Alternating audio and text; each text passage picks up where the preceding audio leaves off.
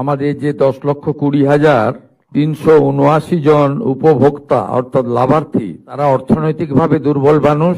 তারা বহু প্রতীক্ষায় ছিলেন যে পরিবর্তনের সরকার তাদের পাশে দাঁড়াবে কিনা, তারা তাদের গৃহ নির্মাণ সম্পূর্ণ করতে পারবেন কিনা ইত্যাদি দোলাচলে তারা ছিলেন বা তাদের মধ্যে ভ্রম ঢোকানো হয়েছিল। কারণ পশ্চিমবঙ্গে যত বেনিফিট সরকারি অর্থে দেওয়া হয়, কোন সরকারের নাম বলা হয় না। যেখানে ভারত সরকার প্রধানমন্ত্রী অন্ন সুরক্ষা যোজনা থেকে প্রধানমন্ত্রী আবাস যোজনা বর্ণ ধর্ম দলমত নির্বিশেষে দেন, কখনোই বলেন না যে নরেন্দ্র মোদী দিচ্ছেন।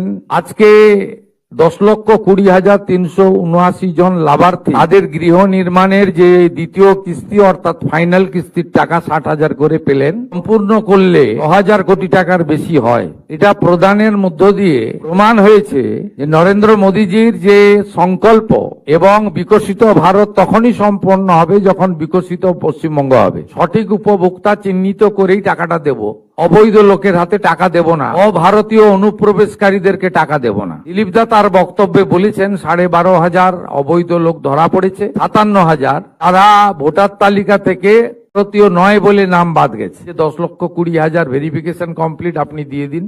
আমি শুধু বলবো যে এই সিমেন্ট, স্টিল, বালি ইত্যাদির যে দাম, ক্ষেত্রে আপনাদের বাড়ি সম্পূর্ণ করতে গেলে আরো নিজেদেরকে কিছু অর্থ হয়তো লাগাতে হবে। আমাদের মাননীয় প্রধানমন্ত্রী একটা সুযোগ করে দিয়েছে, বিকশিত ভারত জি রামজি। এখানে এই কাজ ইতিমধ্যে শুরু হয়েছে এবং আপনারা এই ক্ষেত্রে কিছু ম্যান্ডেজ, কিছু ম্যান পাওয়ার বিকশিত ভারত জি রামজির মধ্যে থেকেও পেতে পারেন অ্যাডিশনালি। এবং এই বাড়িগুলো সম্পূর্ণ হলে একটি করে স্বচ্ছ ভারত মিশনের অন্তর্গত শৌচালয় 12,000 টাকা করে আপনারা প্রত্যেকে পাবেন। সম্পূর্ণ হয়ে গেলে এটা আপনাদের অতিরিক্ত পাওনা। আমরা মন্ত্রিসভা বসে ঠিক করেছি, পশ্চিমবঙ্গ নামটার ব্যাপক একটা ঐতিহ্য লুকিয়ে রয়েছে। বাংলার বাড়ির নাম পরিবর্তন করে এটি পশ্চিমবঙ্গ আবাস নামে পরিচিত হবে। কি যাদের জেনুইন ভেরিফিকেশন হয়ে যাবে তাদেরও অর্থ মাননীয় দিলীপ ঘোষের নেতৃত্বে তার দপ্তর সঠিক সময় দেবে।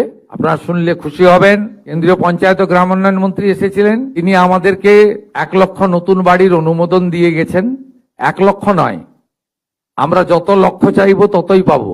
আমাদের সার্ভের শেষ দিন ছিল 20 জুলাই। মাননীয় মন্ত্রী দিলীপ ঘোষ মহোদয় অনুরোধ করার পরে শিবরাজ সিং চৌহানজি এটা বাড়িয়ে 15 আগস্ট পর্যন্ত টাইম দিয়েছেন। ভেরিফিকেশন লিস্টের কাজ চলছে। এখনো যারা আবাস যোজনায় অন্তর্ভুক্ত হননি নাম তুলুন।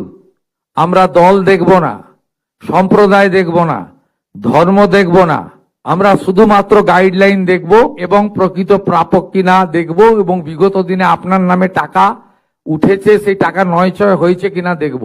এই কয়েকটা ক্রাইটেরিয়া দেখার পরে উনি কথা দিয়ে গেছেন 20 লাখ, 25 লাখ, 30 লাখ, 40 লাখ যত বাড়ি লাগবে ভারত সরকার আমাদেরকে অর্থ সাহায্য করবে। স্টেট শেয়ারটা দেওয়ার জন্য আমরা প্রস্তুত রয়েছি।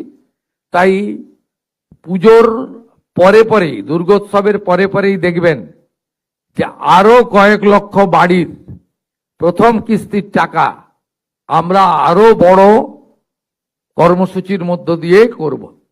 তাই এই অর্থে বাড়ি নির্মাণ করুন। সঙ্গে বিকশিত ভারত জি রামজির 125 দিনের কাজ অর্থাৎ বছরে ন্যূনতম 34,500 টাকার কর্মদিবস, এটাকে প্রপারলি ব্যবহার করুন।